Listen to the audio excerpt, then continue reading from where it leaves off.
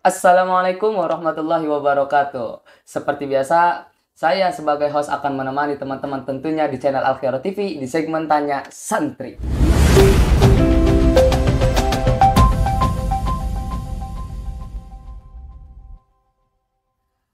Pada segmen Tanya Santri kali ini, kita akan membahas sesuatu yang sangat menarik dan juga banyak diperbincangkan oleh orang-orang. Yaitu kita akan membahas peran santri menuju Indonesia Emas tahun 2045. Oke, pada segmen Tanya Santri kali ini kita udah kedatangan juru bicaranya. Yang udah jauh-jauh kayaknya datang ke sini untuk tanya santri ya Bang ya? Iya, jauh banget. Jauh banget dari mana tuh?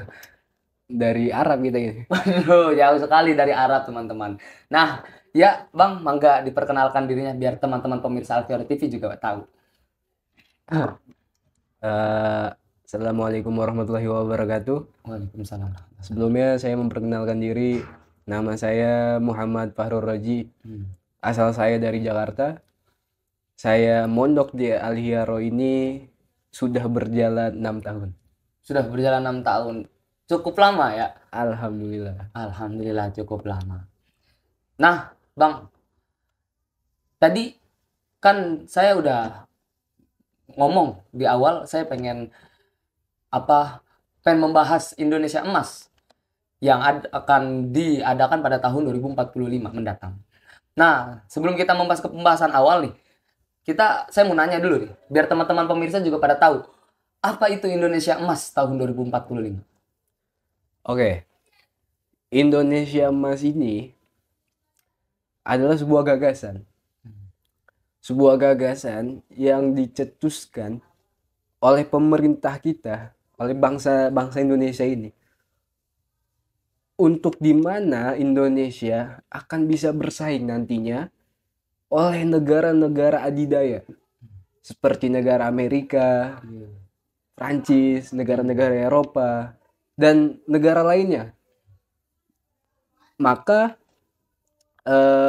Indonesia, bahkan Indonesia Emas ini bukan cuman di saat ini tercetus, tapi di tahun 1960 pada saat itu kita pun sudah punya gagasan seperti ini, Indonesia Emas.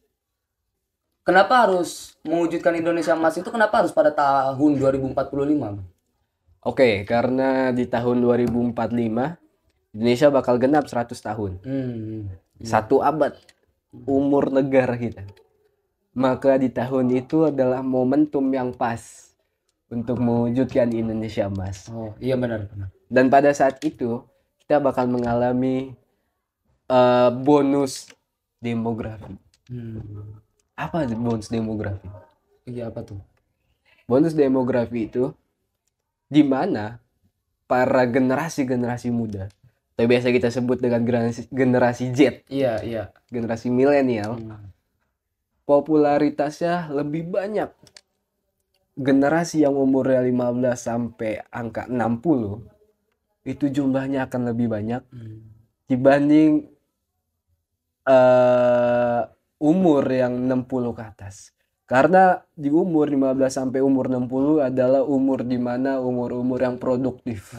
Umur-umur yang emang sedang lagi giat-giatnya untuk bekerja. Iya benar. Iya kan? Benar sekali, benar. Maka dari situ kita bisa mewujudkan Indonesia Emas. Oh, berarti karena bonus demografi itu bisa terjadinya Indonesia Emas pada tahun 2045. Betul. Oh. Lalu peran pondok pesantren untuk menuju Indonesia Emas itu apa? Sebelumnya saya sebelum menjelaskan perannya dulu, saya ingin mengubah perspektif orang-orang yang di luar pondok. Banyak sekali saya mendapatkan bahwa mereka mengatakan santri itu hanya bisa mengaji, baca kitab, hanya itu yang bisa dilakukan. Padahal kenyataannya santri di zaman sekarang lebih daripada itu. Contohnya? Kita ini dituntut untuk bisa menggunakan teknologi era modern. Seperti ini. Oh iya, benar. Sebelumnya saya mau nanya dulu nih. Editornya santri. Woi, santri ya di Tera. Nah, santri pun bisa melakukan seperti itu. Bukan hanya mengaji. Iya, benar juga. Dan di luar sana juga banyak dikit yang tahu ya. Seperti itu. Cuma taunya ngaji lah, ngaji, belajar gitu-gitu Iya. doang kan. Jadi di orang luar tuh monoton gitu santri ya. Betul. Makanya Buntet Mm-mm. itu punya visi misi menciptakan santri yang multi talent. Jadi santri Buntet ini dididik bukan hanya pandai dalam bidang keagamaan, tapi juga pandai dalam bidang ilmu formal. Makanya kami, Buntet ini, selain punya sekolah madrasah, Mm. Buntet juga punya sekolah negeri, walaupun berbasis madrasah juga. Dan ada satu sekolah, yang dimana sekolah kejuruan atau SMK. Semua santri Buntet, sudah banyak santri Buntet yang skillnya terlatih di sekolah tersebut. Oh, iya. Jadinya juga dari Buntet juga udah memfasilitasi Betul, dan juga udah mengikuti perkembangan zaman betul, yang ada pada saat ini. betul. Apalagi emang di zaman ini penuh dengan era digital gitu ya. Oh, betul. Serba ya canggih semua. Bahkan saya baca artikel, saya menemukan alumni Tebu Ireng. Heeh. Kalau nggak salah namanya Hendra Setio, dia itu ahli dalam ilmu astronomi. Luar biasa. Bukan hanya dia, bukan hanya beliau. Ada lagi namanya Anwar Ataki. Hmm. Beliau ahli dalam robotika. Beliau menciptakan sebuah robot. Seorang santri, alumni pondok. Oh, luar biasa juga berarti ya. Luar biasa. Bukan cuma apa namanya? Dia tadi bukan cuma bisa mengaji, akan tetapi juga bisa lebih banyak yang lain dan Betul. bisa menjalankan yang lain ya. Betul. Bahkan Al-Hiyaro pun, pondok kita nih, Al-Hiyaro, punya alumni namanya Bapak Jajang Jahroni. Beliau profesor dan guru besar di UIN Syarif Hidayatullah Jakarta. Luar biasa. Ternyata memang benar kalau pondok pesantren itu bukan cuma mencetak seorang kiai saja ya, Betul. tetapi juga mencetak pakar-pakar atau ahli-ahli di bidang lain selain di bidang agama ya Bang. Betul. Hmm. Betul sekali. Nah, kalau peran santrinya atau apa cara santrinya untuk menuju Indonesia Mas itu seperti apa? Bagaimana? Cara kita nih, bagi saya, menurut saya, kembangilah skill yang kita punya. Kreativitas apa yang kita miliki, skill apa yang kita punya, kembangin. Setelah dikembangin, skill yang mumpuni, lalu keluarkan skill tersebut. Keluarkan kreativitas. Ya, kita nggak usah jauh-jauh. Contohnya aja seperti ini. Seperti ini, kita punya media, ya kan, yang dikelola oleh santri. Bukankah itu adalah sebuah skill mereka? Iya, benar juga. Kreatif yang mereka, gitu kan? Iya, benar. Ya ini seperti ini caranya. Makanya jangan, kalau kalian punya skill, kalian punya kreativitas, itu jangan pernah takut untuk nunjukin skill kalian. Seperti itu. Tapi terus kita keluarkan dan terus kita kembangkan. Betul. Dikeluarkan, dikembangkan, dilatih lagi agar skillnya mumpuni, karena pisau, ya kan, semakin diasah semakin tajam. Maka skill pun seperti itu. Oh iya, benar sekali. Nah, lalu tanggapan Bang Oji nih, apa melihat pemuda di luar sana yang apa juga banyak berita beredaran belakangan ini seperti para pemuda itu banyak yang mabuk-mabukan, terus juga banyak yang hamil di luar nikah dan lain sebagainya. Itu gimana tanggapannya sebagai Bang Oji yang juga seorang santri? Miris sekali. Karena pemuda itu kan harapannya bangsa. Ya kan? Pemuda itu harapannya bangsa. Negara kita ini tergantung para pemuda ya. Iya kan? Benar. Makanya miris sekali kalau ada berita, ada kasus-kasus seperti tadi itu sangat miris sekali. Seharusnya kita sebagai pemuda nih kita sebagai pemuda itu sadar bahwa masa depan negara kita itu ada di tangan kita. Iya, benar. Iya. Lalu peran santrinya gimana? Maka santri seharusnya menjadi garda terdepan untuk bisa ngebimbing teman-teman kita, pemuda-pemuda yang lain yang terjerumus dalam hal-hal yang tidak benar, untuk bisa menarik kembali, ayo gitu. Sadar, ya kan? Peran santri itu sih di situ. Jadi bukan hanya santri mengembangkan, hanya fokus untuk mengembangkan skill ya, fokus untuk mengaji dan baca kitab, tapi juga santri harus siap ketika dituntut masyarakat, ketika dituntut oleh masyarakat dalam hal kasus seperti ini, untuk menjadi penjaga, agar para remaja yang lain, khusus yang tidak mondok juga bisa tahu batasannya. Betul. Dan media ini sebenarnya juga bisa digunakan seperti apa? Untuk kita mengajak yang lain sebagai media dakwah. Semoga aja ini dari salah satu pemirsa Al-Khira TV ada pemuda gitu. Benar. Yang jadi akhirnya tertarik untuk masuk pesantren kan ya. Berarti emang mondok itu sebenarnya enak, Bang? Enak, Bang. Kalau pengen tahu nih ya, kita kapan lagi nemuin waktu di mana semua itu kesannya nih ya, bagi saya yang sudah menjalankan sudah mondok selama 6 tahun. Mondok itu gimana ya, sebuah kenikmatan. Makan bareng, betul. berangkat sekolah bareng, iya. Sampai balik ditungguin, saking kita jalan sendiri tuh. Best friend ya, iya, best friend. Jalan sendiri tuh kadang malas banget kita, kagak punya duit. Iya, nunggu temen yang punya duit ya, diajak ke warung. Betul, seperti itu. Oke, itu Bang, enak.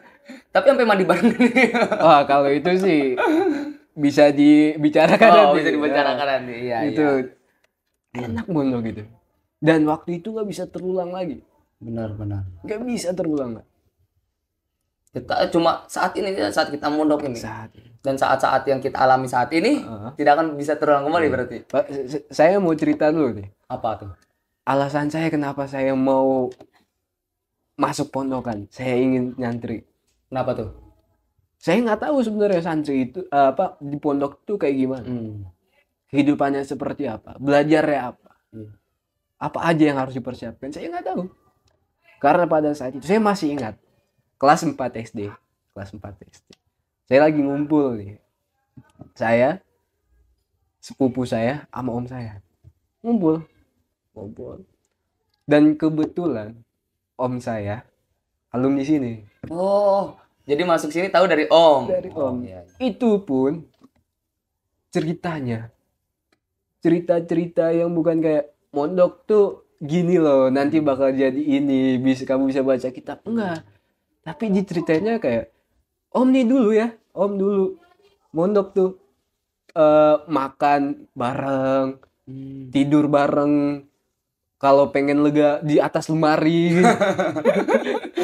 Iya, balik dikit jatuh. Bangun ngapa gitu ya. Gitu. Nah, pada saat itulah saya berpikir, oh berarti mondok enak nih. Nah itu jadi tertarik. Dari tertarik. Padahal baru cerita dikit loh. Cuman kebanyakan orang luar tuh taunya pondok mah gak enak. Betul. Jauh dari orang tua. Duit juga seadanya udah. Sebetulnya itu bisa buat ngelatih diri kita. Jauh agar diri kita bisa mandiri. Iya kan? Iya, benar. Selain tadi yang kita bahas tadi nih, bahwa santri itu bisa ngaji, bisa juga nguasain ilmu formal gitu kan, bisa nguasai teknologi canggih. Santri itu juga bisa, kalau kata bahasa santri sih, ngaji rasa. Seperti apa tuh ngaji rasa? Ngaji rasa. Jadi kita tuh tahu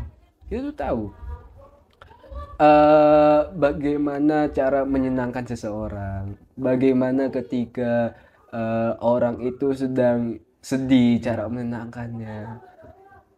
Atau lebih bahasanya adab lah. Adab. Iya.